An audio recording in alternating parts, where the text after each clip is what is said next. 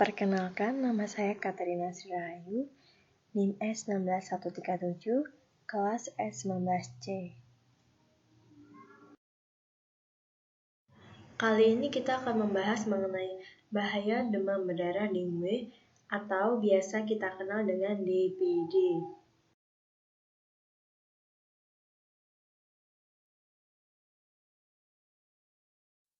Apa itu demam berdarah dengue atau DBD? Demam berdarah dengue merupakan penyakit yang disebabkan oleh infeksi virus dengue melalui gigitan nyamuk Aedes aegypti dan Aedes albopictus.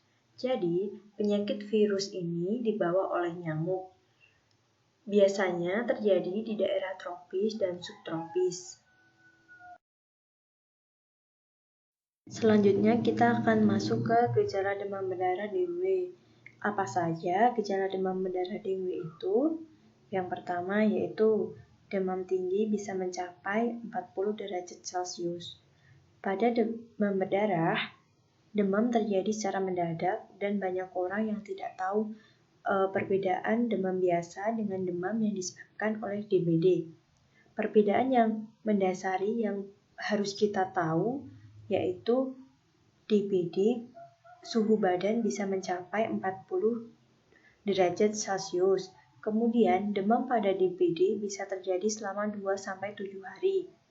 Yang kedua yaitu nyeri kepala. Setelah gejala demam berdarah terjadi, pengidap DBD akan merasakan nyeri pada bagian kepala, kemudian bagian otot, dan bagian sendi. Gejala ini biasanya disertai dengan tubuh menggigil dan berkeringat. Yang ketiga yaitu hilang nafsu makan.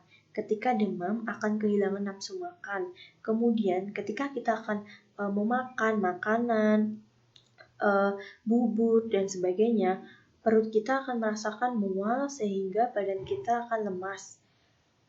Yang keempat yaitu mual dan muntah. Bagian perut atau punggung terasa sangat tidak nyaman. Gejala ini bisa terjadi selama 2-4 hari. Maka ketika kita mau bangun, kemudian mau makan, perut kita akan merasakan mual dan akan muntah. Nah, bagaimana cara kita untuk mencegah demam berdarah dengue atau DBD? Yaitu dengan menerapkan 3M+, terutama pada saat musim hujan. Yang pertama yaitu menguras tempat penampungan air, minimal 1 minggu sekali. Menguras atau membersihkan tempat yang sering dijadikan tempat penampungan air seperti bak mandi, ember air, tempat penampungan air minum, penampung air lemari es, dan lain-lain. Yang kedua yaitu menutup rapat tempat pembuangan air. Menutup rapat tempat penampungan air seperti drum, kendi, toren air, dan sebagainya. Yang ketiga yaitu memanfaatkan atau mendaur ulang barang bekas.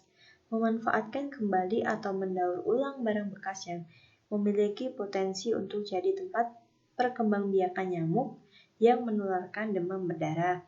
Nah, ketiga pencegahan ini harus kita lakukan supaya kita terhindar dari demam berdarah dengue atau DBD.